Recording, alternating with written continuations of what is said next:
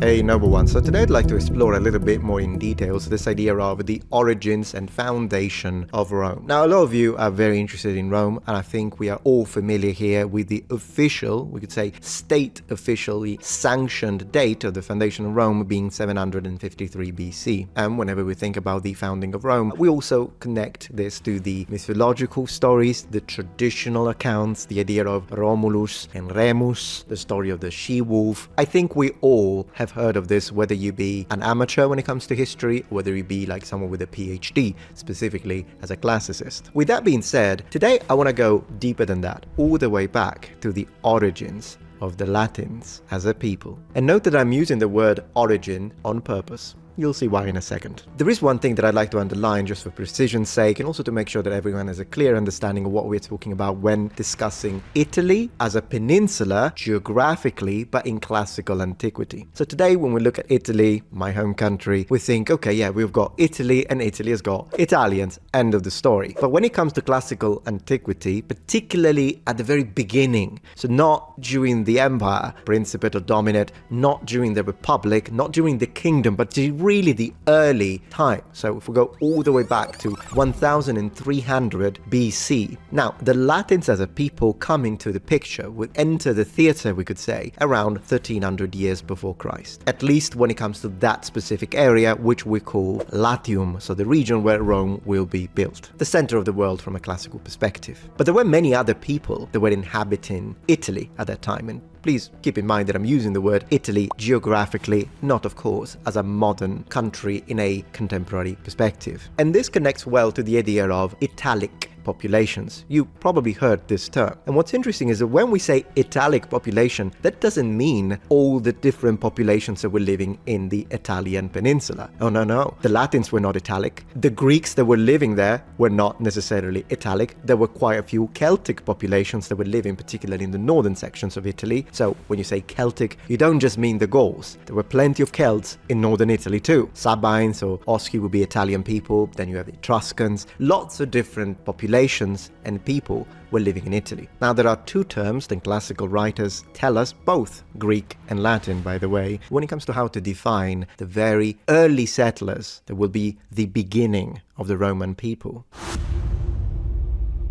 Pliny, Virgil and Titus Livius refer to them with the Latin term aborigines. And yes, I know it sounds familiar, it sounds a lot like the term aborigines, and that's exactly where that word comes from. It's just that in Latin, ab, at, origines, origin, at origin, so the original. The other term, still used in classical antiquity to refer to this enigmatic population, it's used by Ennius. It's the word cascae, which comes from archaic Latin cascus, which actually meant the ancient ones. The earliest classifications for the Latin people that we have in our record are either the originals or the ancient ones. And I must say thank you to the friend of the channel and researcher for the channel, Dr. Canestrelli, for finding these excellent adjectives, because of course, credit where credit is due, link in the description to his fantastic channel. As he, however, eloquently points out, these are not ethnonyms, and that's an important element that we need to discuss. These are adjectives, as I just said. These are not terms that are necessarily used as a way to classify the entire people. That's not how they, most likely, classified themselves, but it's how people, so the ancient Romans and the Greeks afterwards, would classify them. The ancient ones, the originals. And by extension, what about the etymology or the original meaning of the word Latium, which is of course the region where Rome resides?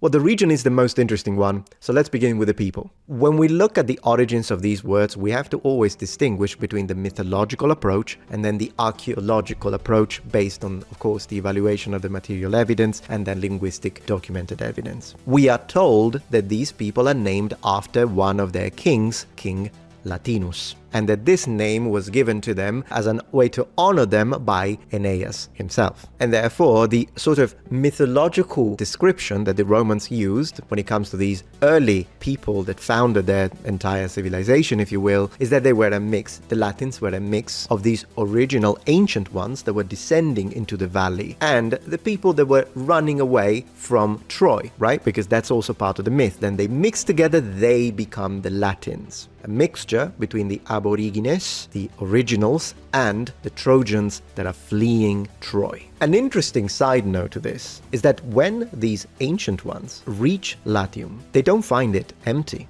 There are some people that already resided there, and according to the sources, they will be the Siculi. Yeah, the same people that will settle in Sicily. I kind of liked that one myself. Now, how much of this is myth, how much of this is real, very difficult to say, but what we can say are the two, in fact 3 possible interpretations of the term Latium, the region. So what does Latium mean? Is it just connected to the people, so they are the Latini and they live in Latium? No, it's deeper than that. We are not 100% sure, but there are, as I say, 3 interpretations. The first one, which is my favorite, is the mythological one. It's the one that the Romans tell us about. Varro and Ovidius tell us that the term Latium comes from the Latin lateo, which means to be hidden. And you may think, well, why hidden? Why is this region of Rome, why is it hidden? And the connection has to do with Roman religion. So the idea is, you have the god Saturnus, but he's trying to escape Jupiter. He's running away from the father of the gods, and he finds this region in Latium where he hides. And that would be the mythological, if you will, description of why Latium would mean the hidden place. And this could also be connected to the idea that early inhabitants were still living in caves, or could we say, hiding. Very difficult for us to know, but of course this would have been closer to the Romans at least than they are to us. So, it's always interesting to keep an open mind, if you will. Another interpretation for that could be geographic, in the sense that indeed you've got these valleys and they are surrounded by mountains, and so these mountains could be hiding the spot. I love this one, however, there are a few other interpretations. Interpretation number 2 is that the word Latium comes from this Latin term. Here we go. So as you can see, we've got 2 to choose from, and it's this one, latus. So in phonemic vowel length, the one with the long R, which can be translated as extensive, spacious, broad, even wide. So the idea being that because we have so many valleys and plains, then Latium would be the expanse, the spacious place, the broad region, as opposed to latus with the short A, which just means side or flank. Make sure you don't confuse it. We also have another word that we might work with, and it's the word latium. But you'll notice that if I write it here, we don't get anything. And the reason why we don't get anything is because this is not Latin, it's Proto-Latin. It's even more ancient. And what it could have meant is something that I would call, in classical Latin, palus, which means a swamp, marsh, or in general, the marshes of marshland. So the people that propose this interpretation say, no, it actually means the swampland. So the people that were living in the marshes, if you will. Not to be confused with palus, which instead is just a pole. So we always have to be, or a fence, we always have to be kind of careful with phonemic vowel length when using classical Latin. If you ever need it in case you go into a time machine and whatnot. Now, I'll be honest with you. Of all these interpretations, my favorite is the one with a god. Saturnus hiding from Jupiter. I love that. The Romans love that. I think that's what we get from the ancient sources. Regardless, we don't really know which one of these is. I'll have to ask Dr. Canestrelli if he has a favorite, in fact. Once he lets me know, I'll put it in the description. But for now, this is what we know when it comes to the origins of probably one of the greatest civilizations in the history of mankind, the Romans. Okay, now, since this is a little bit of a video where we, as you see, try to understand and fully comprehend the origins, in this case, of a people, I kind of want to dive a little bit deeper into this when it comes to how we can understand or sometimes extrapolate the origins of something through etymology. Etymology, of course, is the study of the origins of words and the way in which their meanings have changed throughout history. In order to briefly illustrate this point, I would like to now dedicate a small little section to Roman armor, and specifically the lorica hamata, which is how we usually describe, with a modern Latin neologism created by classicists in the modern period, the sort of mail armor. sometimes called chainmail, that the Romans were using. But today, we're gonna very briefly touch upon some of the points, particularly with the sources, that have to do with this concept of origins in connection with this type of armor.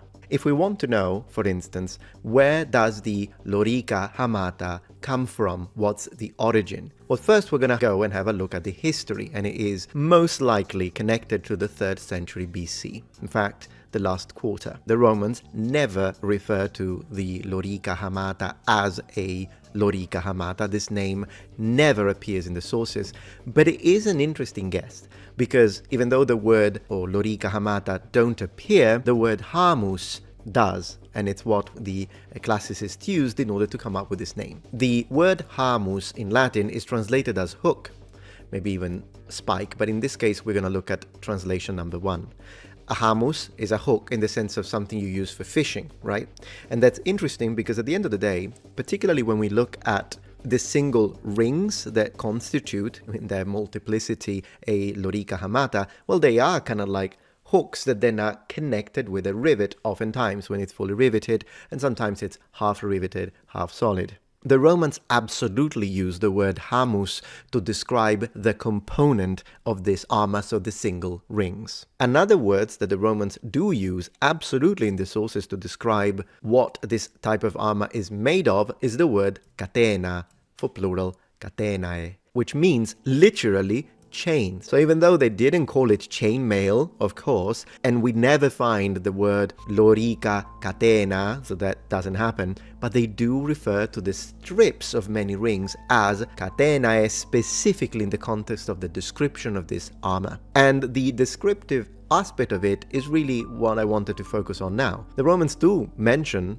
this type of armor, and so do the Greeks, but oftentimes they don't give it a name.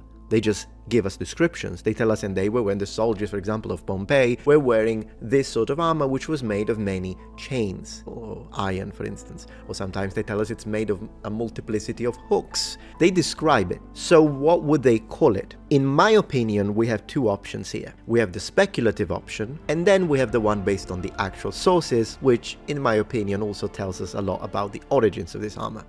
So the speculative one, or the speculative explanation, is really to say that they just called it armor, because do keep in mind that this was the most common type of armor, the one that was used the longest throughout the Republic in all of its different iterations, all the way up to the Empire, and even during the Empire Principate, even though the lorica segmentata, the segmented one, it starts to be used, of course, and it becomes quite popular as well. Mail never goes out of function or action, it's always used, and then eventually the lorica segmentata, after about 300 years, we believe, will stop being produced, but hamata continues in its later iteration that will become popular during the Dominate, which is the version without the humeralia, so without the shoulder reinforcements, which, as you know, will then continue to be used throughout the Middle Ages as the basis for mail. If it was this common and it was this typical, it's very probable that even though there were other types of armor, that this one was just called armor.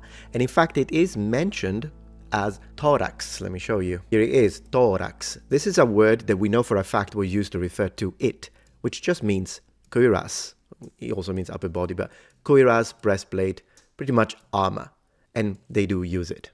And last but not least, I want to mention Varro, because he's the one that actually gives it a name in the sources. Once again, I'll give you all of the sources, all of the links on a dedicated video, put everything together.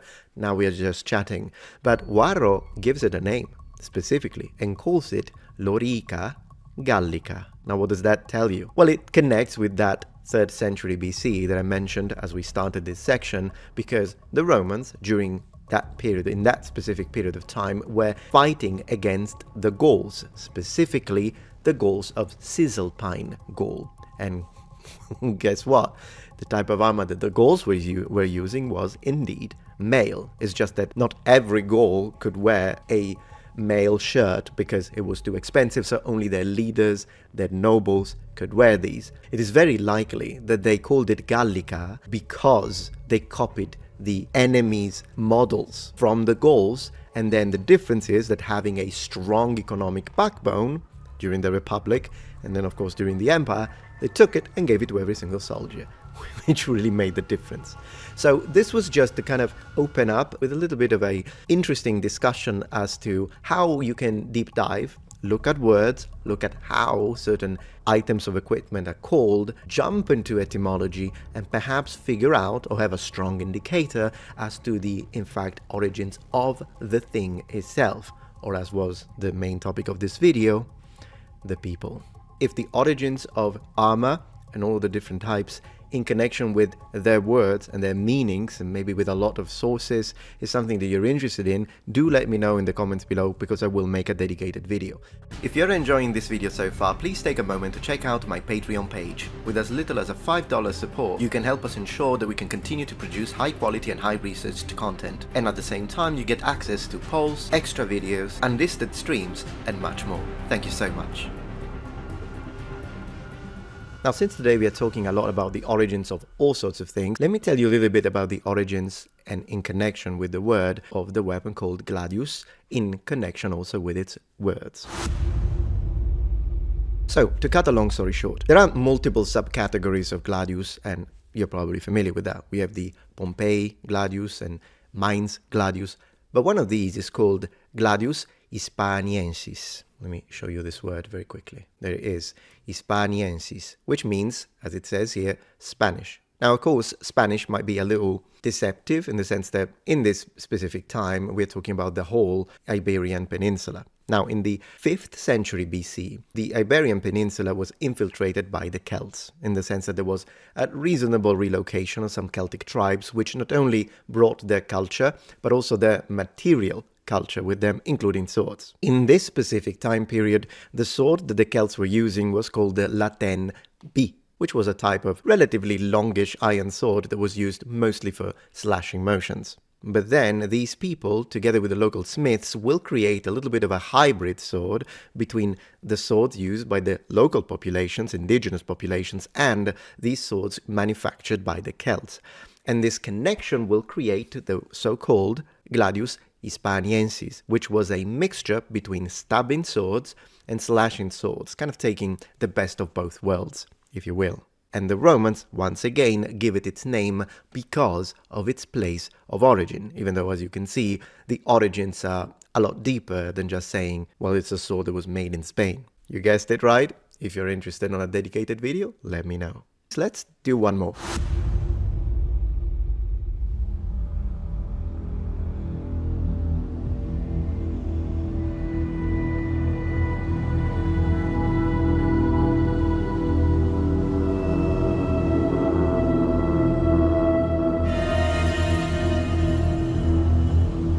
The concept of the eternal flame is as ancient as it gets. In ancient Roman religion, the sacred flame of Vesta was a sacred eternal flame that was kept burning in the temple of Vesta in the Roman Forum. The flame was guarded by the Vestal Virgins, who were priestesses of Vesta, the Roman goddess of the hearth, home, and family. But let's rewind back further in time, in search for the origins of the myth. The sacral aspect of fire, or rather fire as a deified element, has its roots in the ancestral history of mankind. While Doomzil has proposed an Indo-European origin of the cultic nature of fire, starting from the Vedic deity Agni, who represents the protective and purifying fire which burns demons and acts as an intermediary between man and the gods, with its flame rising upwards to the sky, the deification of fire is actually present more or less incisively in all cultures of the ancient world. It is by learning to master fire that man manages a divine power, a potentially destructive entity that at the same time protects him from ferocious beasts, warms him, and illuminates the darkness. All of these characteristics led the fire of myth to shape itself around its protective and defensive elements at the expense of the destructive ones. In the minds of the ancients, a choice was made. Hestia eudunatoi chronou tygater basileia, mesonoi konekes pyrosai naoi omegistu.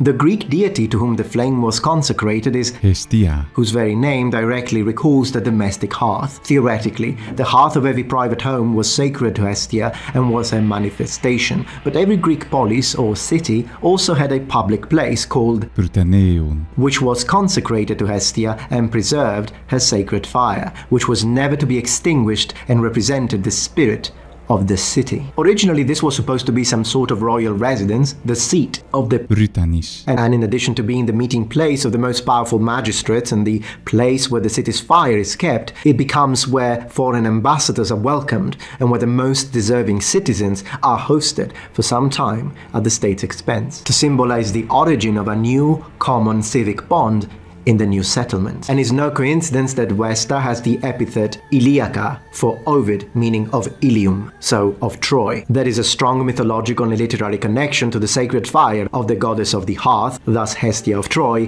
which Aeneas brings with him to Latium, as in fact this goddess, in both traditions, has to be identified with the hearth itself and its fire. For instance, while Ovid evidently attributes its introduction to Aeneas, Dionysius of Halicarnassus links the institution of the cult of the Vestal Virgins to Numa, the second king of Rome. Plutarch, for his part, seems to draw on very different and conflicting origin myths, referring on the one hand to Numa, but then writing that, open quotes, it is said that Romulus was the first to introduce the consecration of fire and appointed the sacred virgins, called Vestals, to preserve it. The fire of Vesta was held in a specific building called Aedes Vestae. Numa, according to the myth, was a Sabine. This could imply a Sabine origin of the cult, which is also suggested by Varro, but probably has its roots in a recurring topos in the Latin literature of origins, according to which the Sabines were a particularly pious people in contact with the gods. Archaeological and literary evidence in fact shows an archaic presence of the cult in purely Latin context, from Alba Longa to Tivoli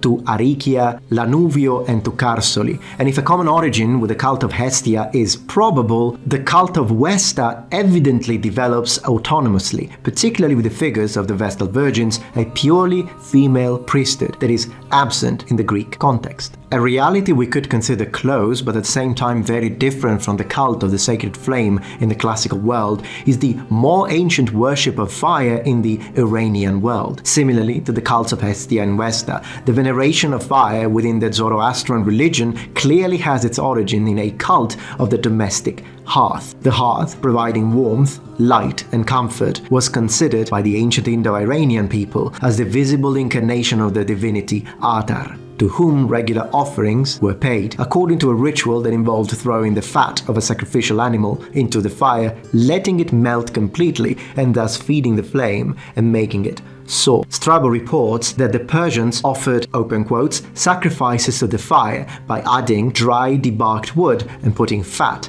on top of Piratheia, consisting of noteworthy sanctuaries with an altar in the center, on which there is a large quantity of embers, and where the Magi keep the fire always burning. Similar to the Greek and Roman worlds, the idea of fire as a representation of the state also seems to be present in the Indo-Iranian world. But since there was never a transition from the monarchical to the republican institution as there was in the classical period, the sacred flames seem to be inextricably linked to the figure of the monarch. Letter of Tansar, a 6th century AD Sassanid document, there is explicit reference to the custom of dynastic fires, which burned perpetually as a manifestation of the authority and continuity of the reigning houses. It is above all a revealing element linked to ordeals and the creation of the archangel Asha Vahishta, literally the supreme truth or justice. And according to the teaching of Zoroaster, the offering made to the fire had to be performed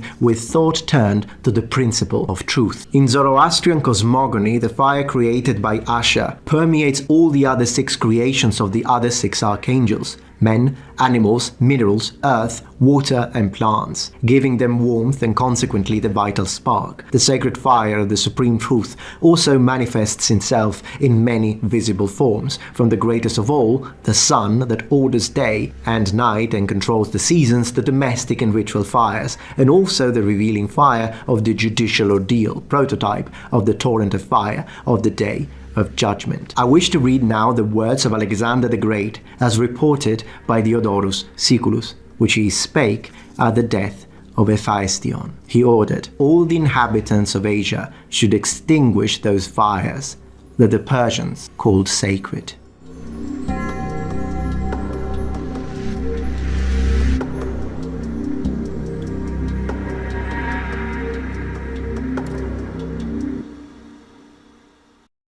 But for now, I think that's what I wanted to discuss today. And if you appreciated this video, please let me know in the comments below. And remember, thumbs up. And if you're yet not a member of this community, become a noble one. Subscribe to my channel for more content from the Metatron. And remember, the Metatron has spread his wings.